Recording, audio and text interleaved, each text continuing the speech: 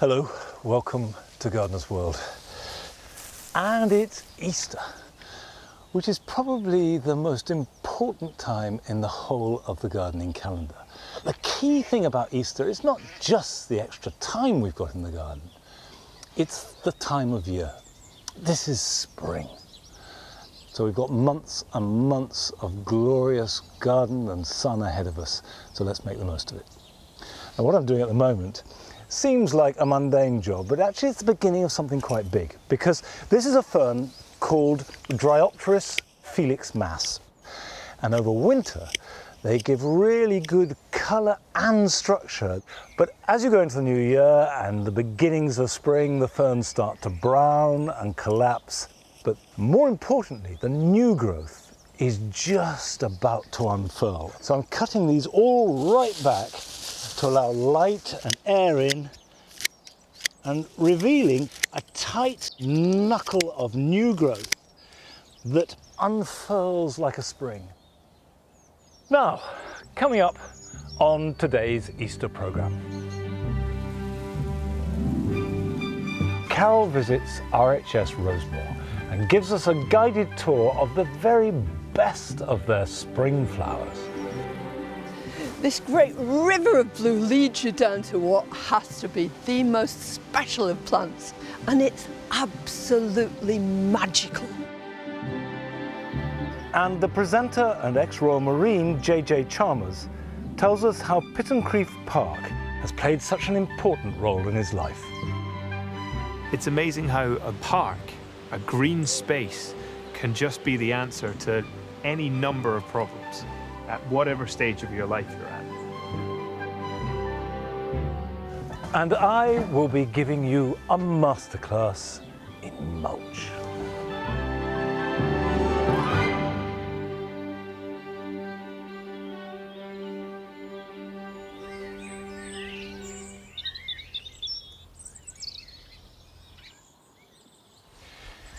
Easter is early this year, so I'm going to do something a bit earlier than I normally do, which is plant out sweet peas.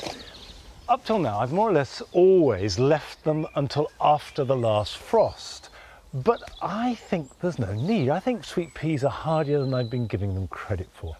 By planting them out now, I should get earlier flowering, and these are plants that I sowed last October. If you haven't sown any sweet peas yet, it's not too late, but it is something you want to get on with. And if you sow now, you should be able to plant them out round about the middle to the end of May. I grow lots of sweet peas, but this is the oldest variety of them all, which is called Kupani, and perhaps the best fragrance of all the sweet peas. You can see that in the pot there are 3 plants, and I always sow 3 seeds to a pot this size, and I will plant the whole thing, I won't break it up, at the base of each of these supports. Now the soil does need to be rich, so if you've got sandy soil or chalky soil, add plenty of compost or manure. So we just knock that out the pot. You can see a good root system, and then we'll put that in. And you almost can't feed them too much. These are very hungry plants. If you've got a very leggy sweet pea, you can just pinch it out. Just take out the top third or so above a side shoot, and that will produce more side branching and a bushier plant, and in turn that will give you more flowers. Now always plant on the inside of the support. It means that you can focus your watering, and these are plants that mustn't dry out. Make sure that they have a soil that will retain moisture, maybe a mulch that will stop evaporation, and give them a good soak once a week.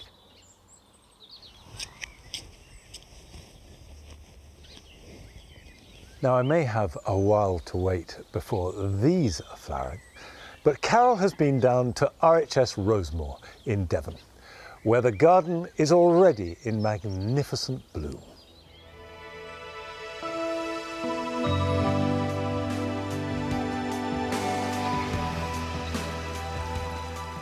Who doesn't love spring? The thought of better things around the corner, new beginnings, and our gardens springing into life.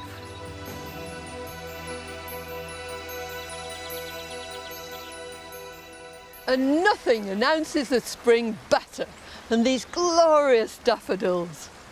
This is Narcissus pseudo-narcissus. It's our own native Lent lily.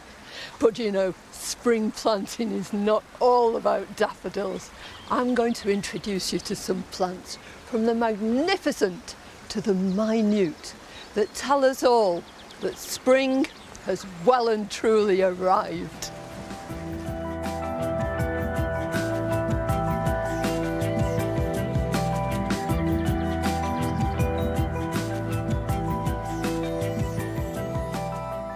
Could you imagine anything announcing the spring in a more spectacular fashion? Camellias are one of the most glamorous plants of the spring. This is their time, and so many to choose from. Look at these big red flowers of Mercury, magnificent. And here, these pretty pink flowers on this, which is Camellia williamsii, sent to you. And the Williamsii camellias are the hardiest of the lot. So look out for one of those. But you might say, well, I've only got a little garden. I can't possibly grow something like this. But there are loads of varieties that have been specially developed, which are much, much smaller. Camellias are really straightforward to grow, but they do demand either acid or neutral soil, anywhere in between. So don't worry if you've got limey soil, just grow your camellia in a pot. They're perfect subjects really for container growing, and you can put them into ericaceous compost. That way they're going to thrive and reward you every spring. And when you come down a level from these camellias, there are a whole wealth of shrubs that you can utilise to bring spring into your garden. Look at this glorious flowering currant. This is Ribes sanguineum Elkington's white. This one would stop you in your tracks because of its grace and elegance. It has these long panicles of white flowers, and they open from the top gradually, so they'll last for quite a long time. It's almost indestructible. And there are a whole range of these different ribes available, and you can get them right now, put them into your garden, and they'll last for years and years. Of a similar stature, an evergreen shrub that comes into its own in spring is the pieris, with its delicate pale pink flowers adorning the branches. For me, in spring, the place to look is in between the trees and shrubs. What could be more perfect than this huge carpet of anemone nemorosa, our own native wood anemone? Like all wildflowers, this plant has evolved to live where it does, with its habitat. So it has these little rhizomes that can cope with all the tree roots. It'll just move itself around everywhere. And you can buy it as rhizomes in the autumn. Plant them out directly into the garden, but don't bury them, because this is a plant that lives just below the surface of the soil. Add lots of leaf mould if you've got it, or any organic material before planting, and then just leave it alone. Alternatively, if you just can't wait, you'll be able to buy it in garden centres and specialist nurseries all over the show. But come the summer, it will have disappeared completely. It's what I call a Cinderella plant. It has to get everything done before the clock strikes 12.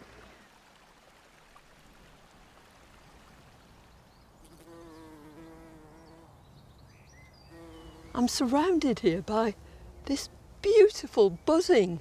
These pulmonarias are full of bees. Now these have to be one of the very, very best plants for carpeting the ground. It'll grow in full sun, but it's happiest in dappled shade. They're nearly all evergreens too, so you've got these glorious leaves right the way through. And the flowers, although they're not huge, are very distinctive and very, very pretty.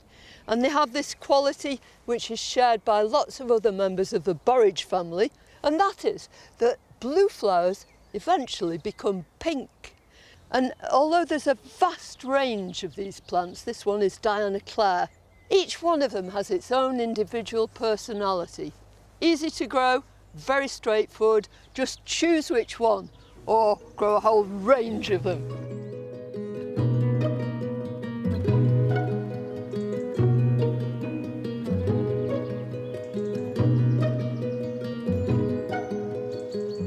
This great river of blue leads you down to what has to be the most special of plants.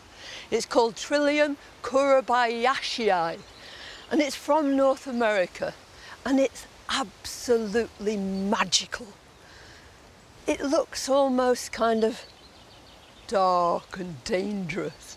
Now, all trilliums, as you'd expect from their name, have everything in threes. 3 petals, 3 sepals, and the leaves themselves are in threes too.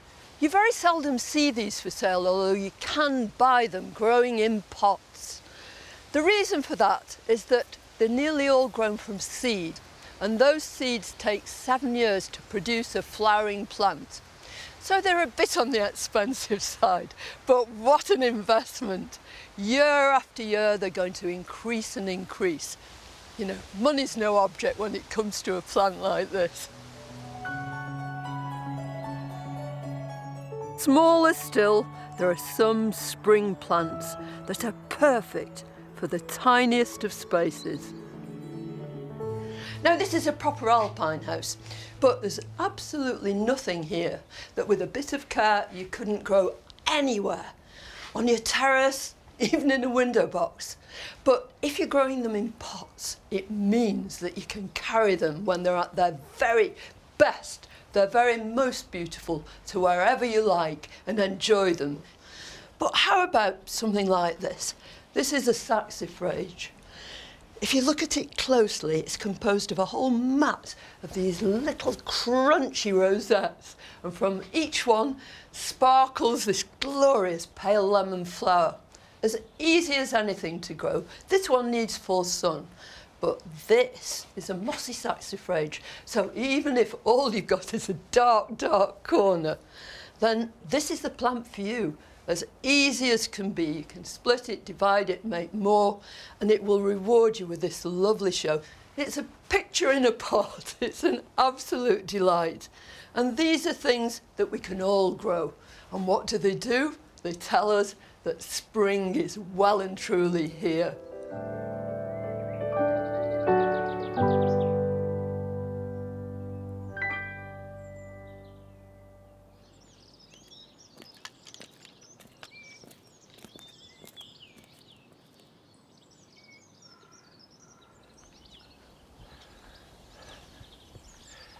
I haven't been to Rosemore for a few years, and seeing that makes me want to rush down and visit, and I'm sure the same is true for you.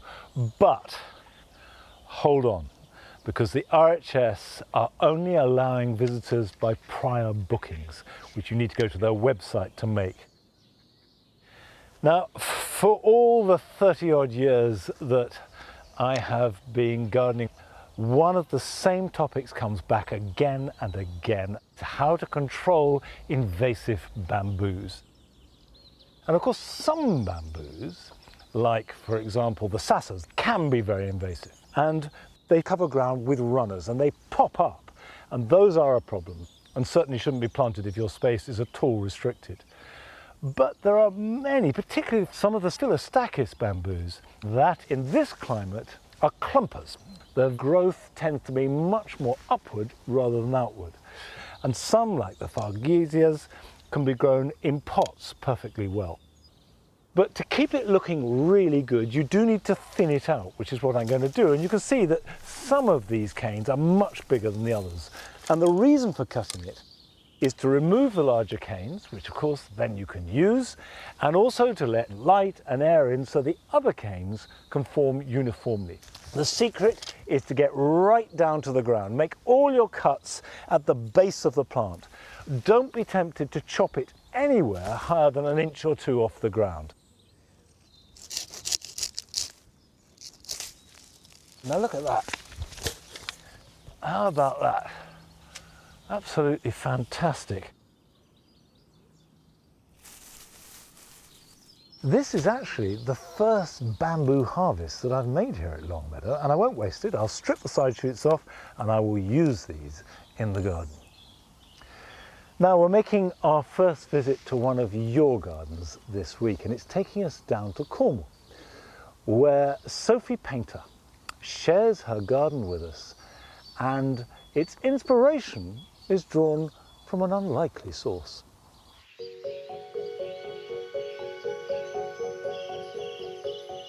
Welcome to our dinosaur garden. Yes, you heard us right, this is a dinosaur themed garden. It's not very big, it's only about 8 by 6 metres. When we designed the garden, we chose lots of plants like ferns. We've got tree ferns in there, we've got a kookaroo fern there, a royal fern over here, lots and lots of different types. But I like sitting here because it's around about the whole garden. You can see everything. When we can have the stream on, it's really nice. It kind of flows under the boardwalk here. At the moment we've got all the bird box up behind me, got some blue tits nesting, so you see the blue tits going in and out all day with little caterpillars, and you can hear the babies chirping most of the time. It's just a really nice place to sit. The summer house we built out of all the leftover materials we had when we built the garden. Got some strawberries in a Belfast sink up there, just odds and ends that we've got planted up. We've also got a few more vegetable kind of tucked around the side of the building as well. And it's really nice, this little spot gets the very last bit of the evening sun. So it's really nice to sit here and look out over the field that's next to our house. So it's been a really lovely place to spend our time.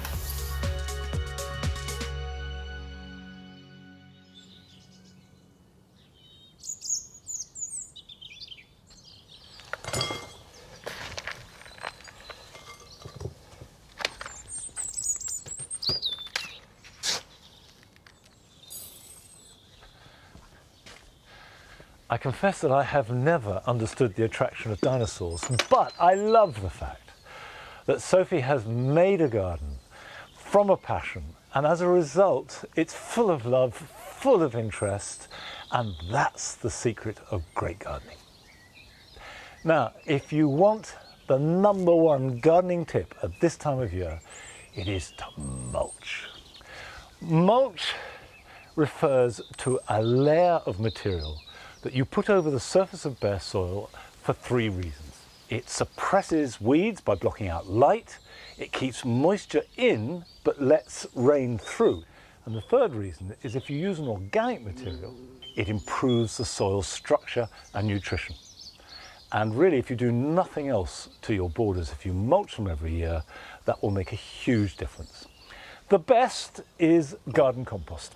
This here is Longmeadow compost made from garden waste, kitchen waste, packaging, which is broken down and ends up like this.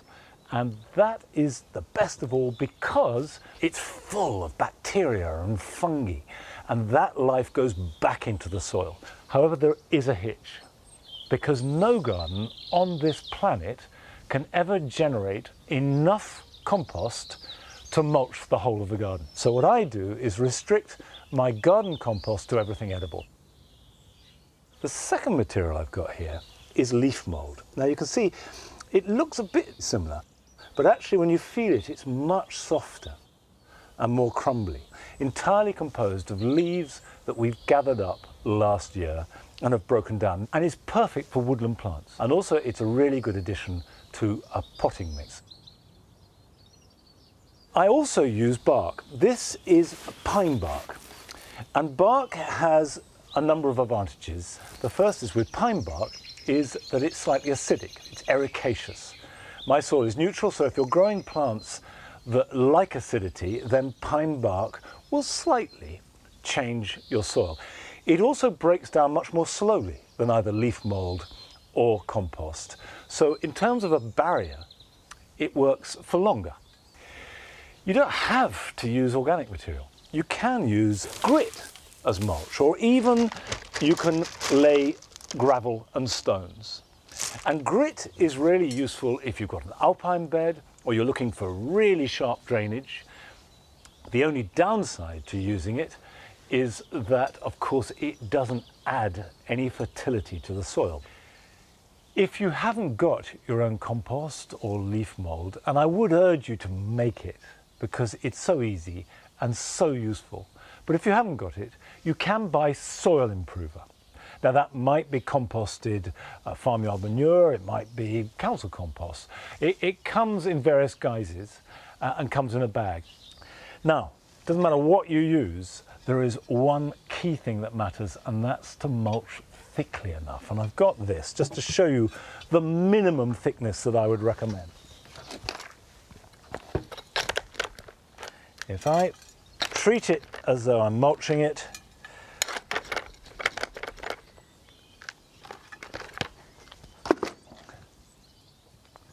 you want a layer that is at least that thick over the surface of the ground, and far better to mulch half a border properly than the whole thing too thinly. And if it's thick enough, that will stop the light getting through, it will keep the moisture in and improve the soil, and then you can do the other half the next year. So mulching, whatever you use, is the best and kindest thing you can possibly do to make your garden look fantastic. Now, the plant that is looking most fantastic in the garden at the moment is the daffodil. This is their moment, and they are an absolute glory. So it seems a good time to visit again the Daffodil Society at their meeting in Pershore College, where daffodils are treated as rare and precious jewels. Once I discovered daffodils, well, that was it. It's in my blood. You think daffodils in the garden are beautiful, but when you start growing show-type daffodils, it just opens your eyes to what daffodils are. Well, the Daffodil Society hold one major show every year, and this year it's at Pershore College. So this is the last final minutes of everybody preparing to get ready. The biggest flowers will be there, medium, and then the smallest. So that when I stand back, I get that optical illusion that they're all the same size. I've been a member of the Daffodil Society for decades, and it's the oldest daffodil society in the world. It was started in 1898. With the multi-heads, you want them all to be in one clump, I suppose, rather than them all facing different directions. So it looks like one flower rather than having lots of gaps in it. Well, there are so many different daffodils. So what they did, they divided them up into 13 different divisions dependent on their characteristics. So whether they have a trumpet, say division 1, or a double daffodil, that's another division, 2, a small cup, and right at the other end of the spectrum, you've got the miniatures, with the backward petals, the cyclamilius division 6, so sweet and dainty and a world away from a big, brash yellow trumpet.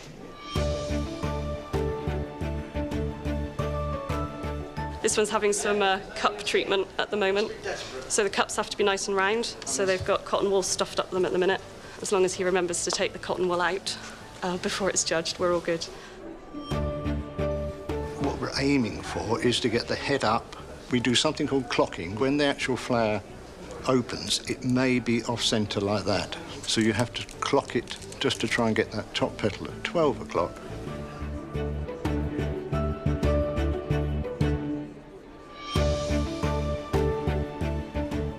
Well, cyclaminius has to point downwards, so in the heat of the room they start to come up, so if I tie it down it'll stay down, and the perianths have to sweep backwards, so that helps them to sweep backwards as well. So it's a bit of bondage, as they call it in America.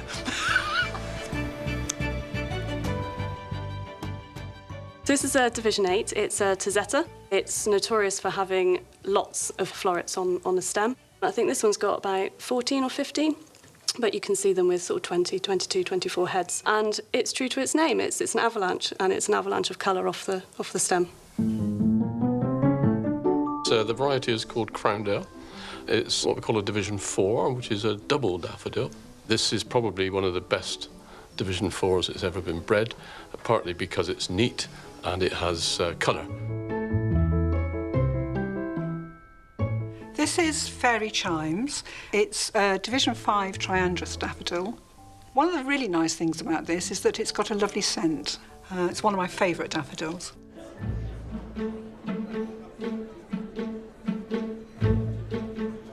I've been going for about 25 years. I've never seen one that's got 10 out of 10. We are looking for the perfect daffodil. When you're marking them out of 10, you very rarely find one that you give more than 9 to. Yeah, 7.5. 7.5. If a flower got a 9, it would probably get best bloom in show. Never awarded a 10. Person? Yes. Well, this is really top secret. In this room, judges at the moment have brought in 60 of the best blooms from out in the main show into this room for the top judges to decide which one will be the best bloom in show. We don't want that now. No, that can go. We come down to just the 3. This is the presentation of all the trophies and the prizes. So it's really good to see all the culmination of everyone's hard work. Really exciting. Bloom in the show. Whoa! One bloom each. All being won by Ken Harrow.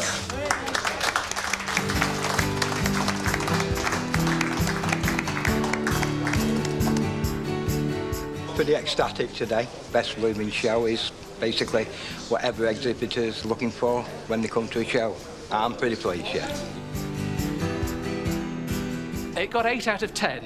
We judges can always find some minor fault, but an 8-point flower is very good. That won its division and also was champion bloom in the whole show.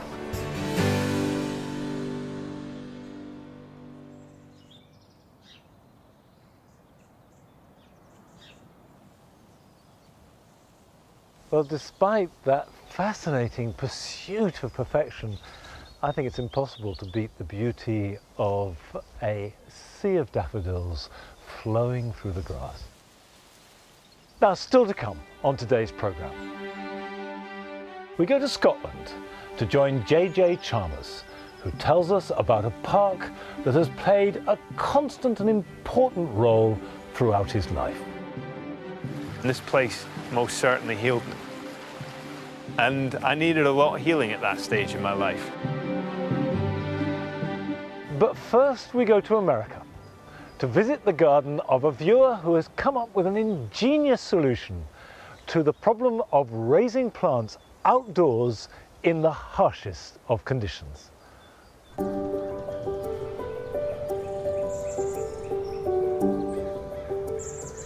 Hi, my name is Bryony. I'm originally from Scotland, but I live here in Oregon in the USA now, and I wanted to show you my winter sowing project. This year I decided to put some seeds into old milk jugs.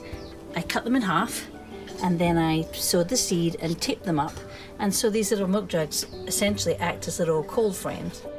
I started the larkspur in February. You can see we've got lots of action. Whoa, lots and lots of little babies. And so fairly soon here I'm going to open them up, and they won't need hardened off or anything because of course they've lived outside all winter. Here's some violas and some linaria. I have some borage. They just look healthy and green and happy. And so it's been a really fun way just to start some seeds this winter without needing the heat mats and the lights inside. Growing things in these little miniature cold frames is just a great, inexpensive, kind of low-risk way to fill up those holes and brighten up the garden come spring and summer. I'm so excited about it.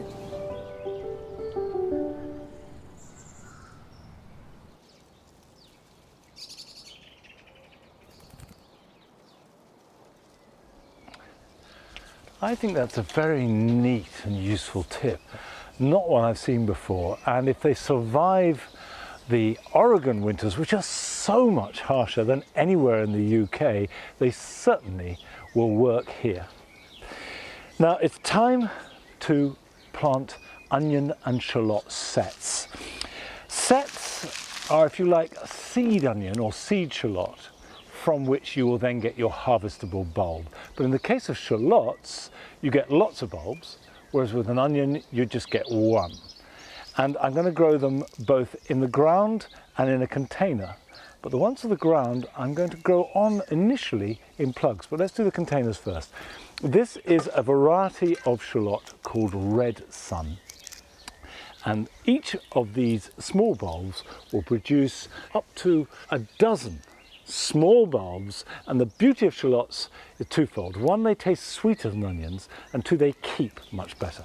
You could do this in a window box or a container or directly into the soil.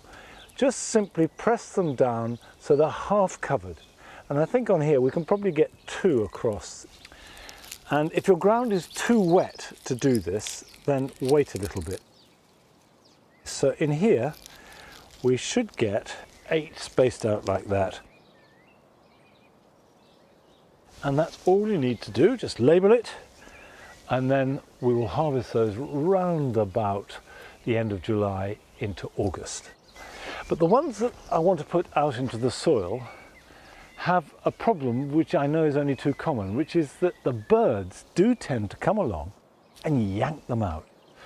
But one way of getting around that, which I do quite often, is to put them into plugs first. And it seems that the birds will only tug at them until they start to get green growth. And once you get vigorous green growth, they leave them alone. So that's when I'll plant them out. So I will put these in here like this.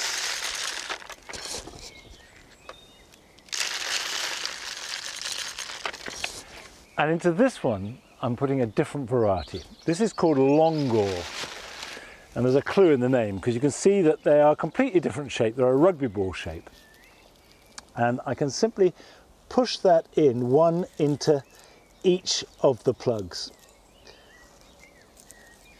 like that. And then if I put them in a cold frame or in the greenhouse, they will root all the quicker, but they don't have to. They could stand outside. And I can keep the birds off them. And I've got enough here for a year's supply. And as I say, shallots keep very well.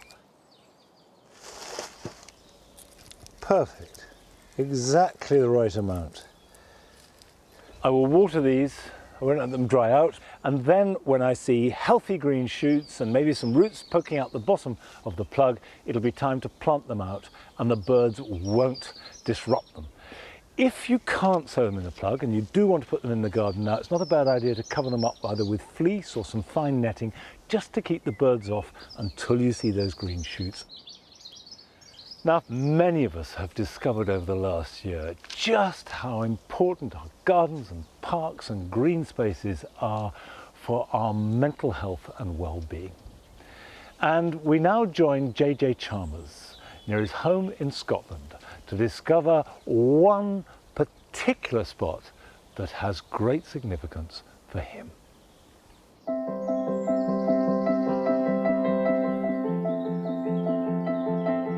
My life has been filled with some pretty extreme ups and downs, but my love of the natural world and the plants that fill it has always helped me through even the toughest of times. My name is JJ Chalmers, and this place, Pittencrieff Park, near my home in Fife, has a very special place in my heart.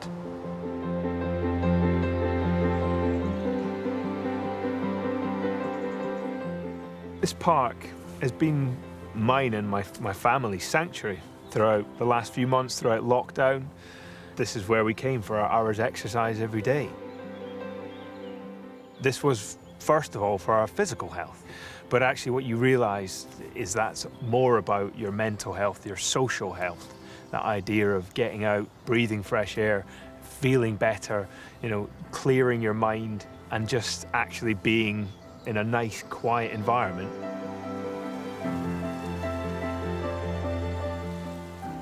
This magnificent lime tree was our base, as my daughter would call it. This was our staging point for all our adventures. It became our castle, it became our spaceship, it became whatever we needed it to be for that day's adventure. I just think it's an absolute postcard tree. It looks like the picture that we all drew as children and my daughter draws now. It's big, it's bushy, with beautiful green leaves. The trunk of it in particular is so magical because it conceals the nooks and the crooks, and this is the first tree that my daughter learnt to climb on. And then these nooks here, these are perfect for hiding in, sitting in, resting in. Honestly, it's just a great tree.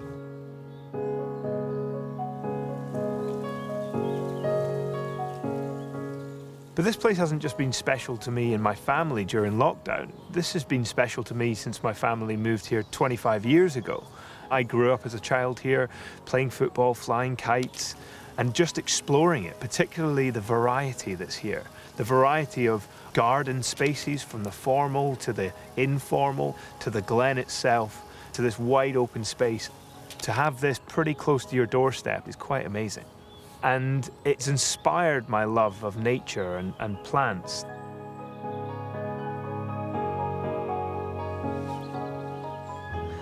Now, this does remind me of coming here as a kid, because this was like Alice in Wonderland, painting the roses red.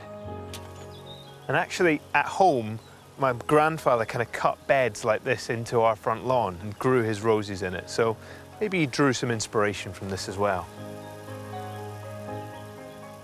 I grew up in a very green-fingered house. My mum and dad and even my grandparents had given me a kind of love of plants and nature. And I was allowed to come here because it's not far from my parents' home, and I could explore and learn more by myself. And I was fascinated by this formal garden in particular. It was kind of like nothing I'd ever seen in real life before. And what was really great about it was that it changed throughout the seasons. I mean, now we've got these beautiful wildflowers growing through here through late summer into autumn, but you could come back every couple of months, it had changed entirely. We always had a greenhouse growing up as kids, but to me it was the place where my dad grew his tomatoes, whereas the glass house here, to be able to see cacti and plants that really don't belong in this climate, was just amazing. Just by stepping through a door, which is only a pane of glass, it's like stepping into an entirely different world. And I suppose the best thing about it is it's not just my intrigue now. I begin to see it in my daughter and in my son as we go out and we experience the garden together.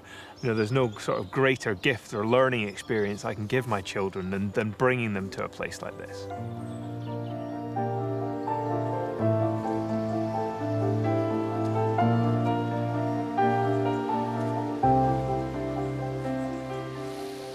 When I was 17, I joined the Royal Marines, and I was very fortunate to get to travel the world and see loads of different places, into the jungles of Belize and to Afghanistan as well. And that was one of the most formative parts of my journey, I suppose.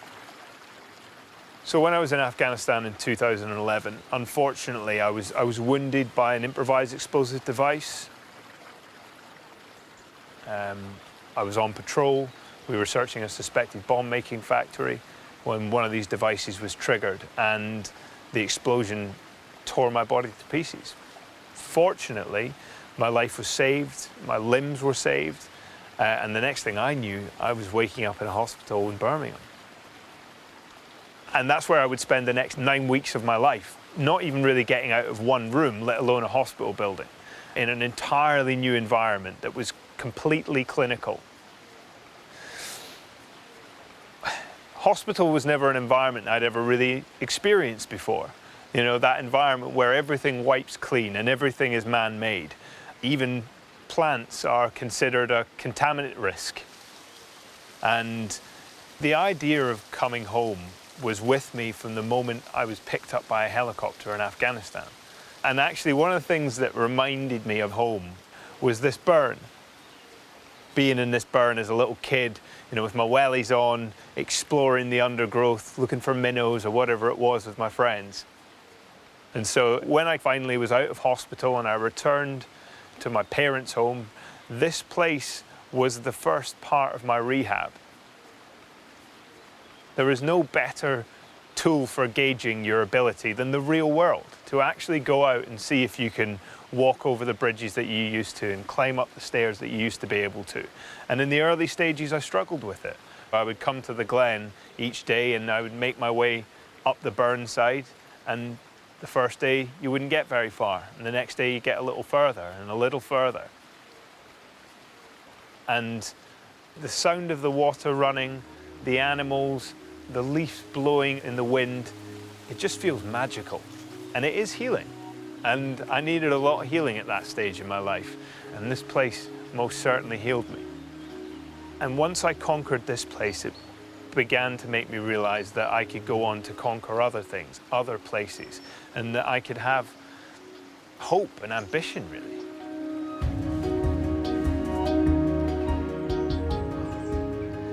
It's such a beautiful time of year. These Regersea leaves are just starting to show their autumn colours. Stunning.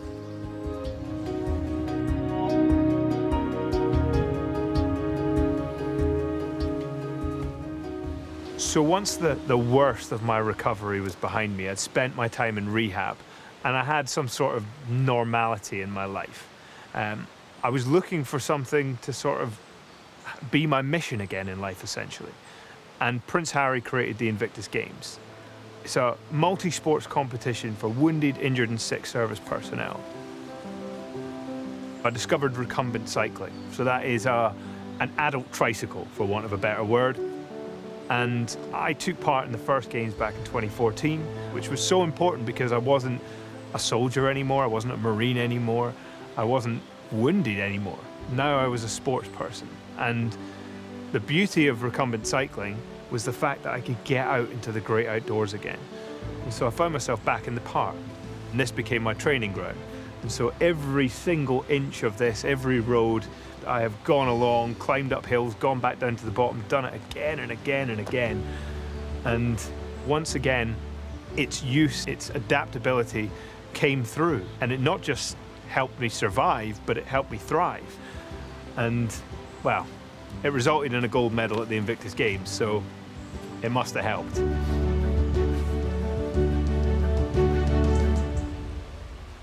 The amazing thing about this place is that with all the challenges I've faced in life, the good times and the bad that I've had, this place has been here. It was the cornerstone of the Invictus Games, it was the cornerstone of the early parts of my recovery. And actually, now I face the biggest challenge I ever have, of being a parent, and this is the place that my daughter learned to ride her bike in. It isn't just helping me, it's helping my family as well.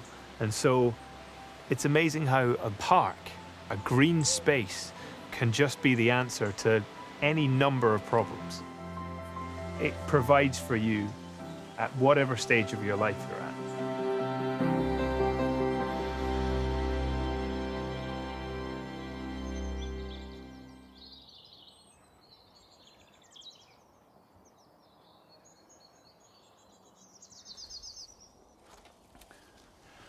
Well, few of us have had experiences as extreme as JJ's. I think all of us can share the sentiment that an outdoor space, whether it's our own back garden or a park or a piece of countryside that we've had access to, feeds back into us. It's very powerful magic.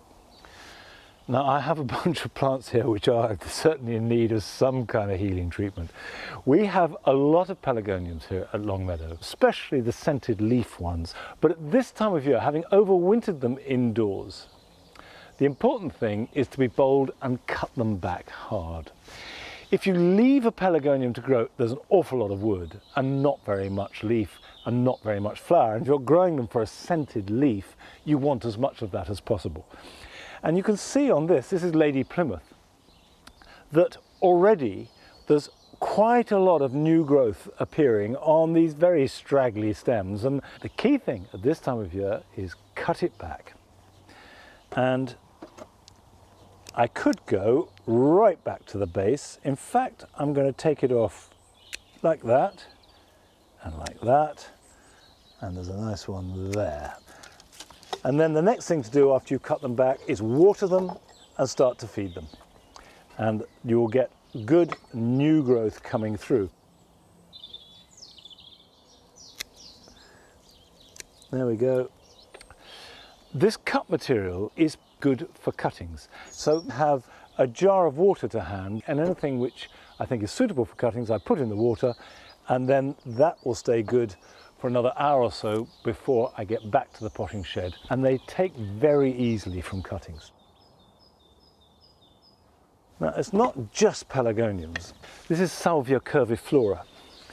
Lovely flowers that flower for a long time. But like the pelargoniums, it's good to cut it back now. Go back to a good strong shoot, knowing that there will be plenty of regrowth. I'll water all these, give them a feed of liquid seaweed, and then gradually harden them off throughout May. And that way they're in really good heart to grow well into summer and hopefully give us masses of flower. Now, I know from my own experience that people assume that because you're on television or you're a garden designer that your own garden is a real showpiece. But the truth is, especially for garden designers, they're so busy with their clients' gardens, they often don't have time to look after their own. And that was the case for many years for Nick. However, the events of the last year meant that for the first time for ages, he could turn his skills to his own garden.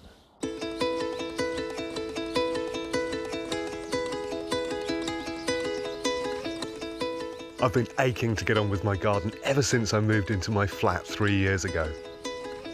My plot here in London isn't particularly big. It's about 11 metres by 10.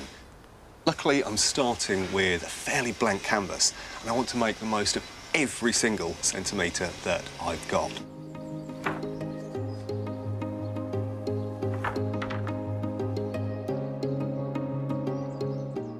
When I first moved here, this place was a mess.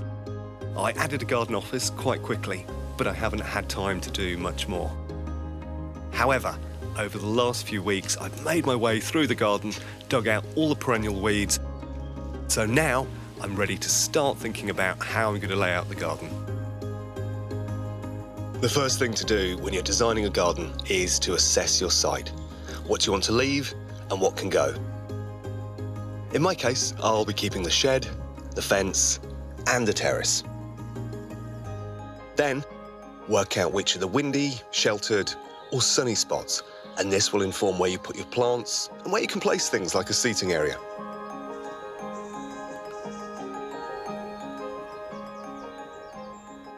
Unfortunately, the property's north-facing, so that really limits things, but I do get a window of 6 hours of light, which comes into this area of the garden. In other words, the place where I've chosen to put the veg in. And anything that says it needs full sunshine does mean a minimum of 6 hours of light. As my garden's sloping, I'll terrace it, which will also help me to maximise growing space. When it comes to laying out paths and terraces, there are a certain few basic dimensions it's worth being aware of. So if you're looking for a single path, about 1.20 meters is an ideal width. I've got a little bit skinnier here because I want to maximise the growing space. The next thing to consider is materials. Being London, I've decided on a brick or a paving block that's got that sort of typical London clay look to it. They're lovely, they're really variable. I think they'll work together quite nicely. The other material I've decided to go for are these new cedar sleepers, and they're good in so many different ways. They've got this lovely tan tone to them, which makes a fantastic contrast to the black of the hut.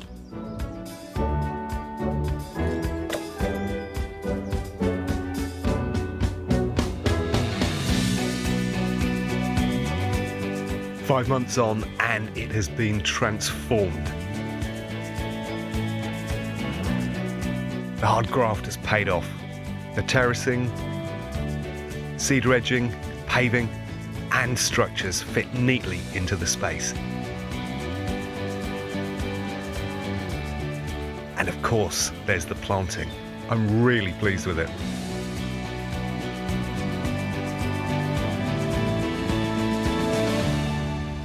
If you're putting together a border in a really small garden, then every single plant has really got to count. And you need to make sure you've got the right mix that's going to give you a succession of colour and interest over as many months as possible. And I've got a bit of a recipe that can help you do that. So to start with, you need to put in the long flowering perennials. Now there's two right beside me here that are incredibly useful. This geranium, which flowers for 6 to 7 months. And then this perennial wallflower, this erysimum. And again, this flowers even more, probably up to about 9 months. The second component you need to think about are successional plants. In other words, plants that you grow in association with each other. So the Salvia amistad is looking fabulous at the moment, but about 6 weeks ago it wasn't even in bloom. However, at the start of the season, I planted a mass of orange lilies underneath it, so they were looking fantastic. Just as they finished, of course, the Salvia came into bloom. I cut back the lilies and it kept the colour coming. And then the third component for creating a great successional border is the slot-in plants. They tend to be annuals, and I've grown several in the glasshouse this year, which I've slotted into the front of the border as earlier flowering species have finished. So 2 examples of that are this Cerinthe, just here, just pushing into flower. I put this in about a month ago. And then running all the way through the borders, I've got this lovely Tropiolum. It's got this fantastic variegated foliage, and it just weaves its way through everything.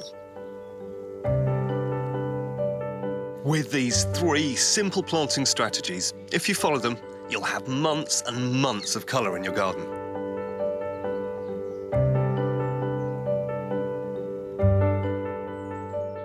From the glasshouse to the summer house, the beds to the borders, my new garden has taken on a life of its own and become a huge part of mine.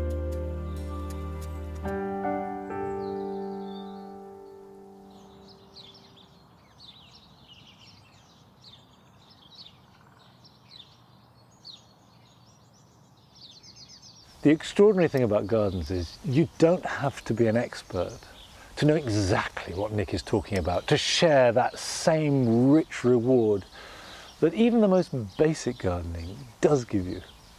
And certainly at the moment, the hellebores are at their very best. And here in the wildlife garden, these are oriental hybrids. And hellebores are one of the easiest plants you can possibly grow. Other than cutting their leaves back the end of January, beginning of February, I do nothing else at all. I don't feed them, I don't water them. I just let them do all the work. They demand almost nothing of me as a gardener, but they give me as a person a huge amount. Now, the emotion that flowers give, and in fact any kind of garden gives us, is universal. You find it all over the globe, as we can see from this film that we were sent from a viewer in Brazil.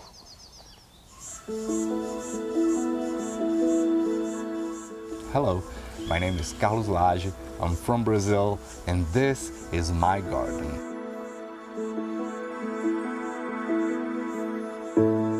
Since I was very young, I'm a big plant lover, and for almost a decade now, I'm dedicated to conservancy and propagation of many Brazilian species, such as orchids, bromeliads, and many other plants.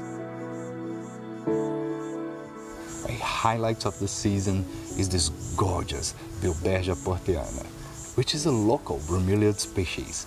Although its flowers won't last that long, for days it will paint the garden with its bright red sepals. This garden is inspired by the rupestrian grasslands, which is one of my favorite Brazilian habitats. About 15% of all Brazilian species are concentrated in these areas. That covers less than 1% of our continental territory. These plants are extremely vulnerable, so it's crucial that we understand them in cultivation. In times like we're experiencing now, everyone is invited to see the world through gardener's eyes and plant seeds for a better future. And although it's quite different than the gardens you guys have in UK, Gardener's World is such a big inspiration for me. So thank you. You have a huge fan in Brazil.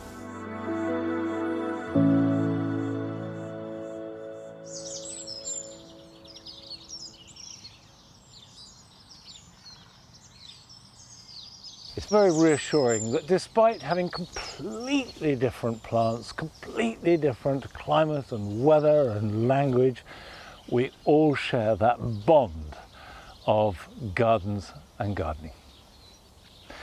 Now I'm going to plant these hyacinths that have been growing in a pot out into the garden, and I do this every year with all kinds of bulbs. You can see behind me there's some pink hyacinths that I planted out about 4 years ago. And we have a rhythm. We buy new bulbs every year to put into pots, and that gives us a really superb display. And then once they finish flowering, plant them into the garden, so we have our best display in pots, but the garden is gradually filling up with lovely flowers. And I'm going to put these into a gap here.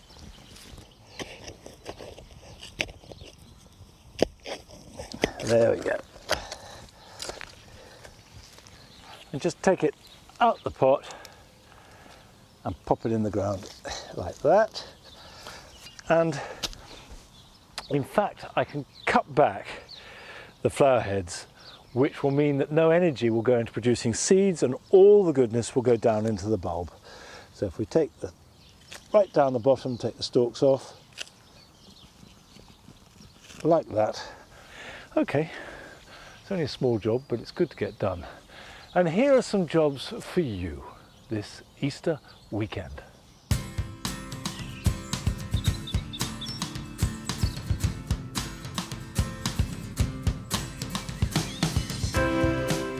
Mediterranean herbs such as sage get very straggly after winter.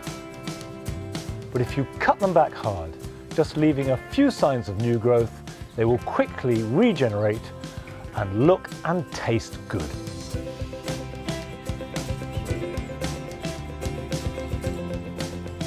In order to ensure that we have a good supply of cabbages from autumn right through next winter, now is the time to start sowing. Sprinkle the seed thinly on peat-free compost, lightly cover them, water them and put them somewhere warm to germinate. If you're growing tender vegetables, be they climbing beans or sweet corn, or as in my case I've got some artichokes, they can't be planted out until the weather gets warmer, and if you have them in plugs or small pots, pot them on now. And that will keep them as nice, strong, healthy plants and also buy you time because they can live happily in the pot for at least another month or two.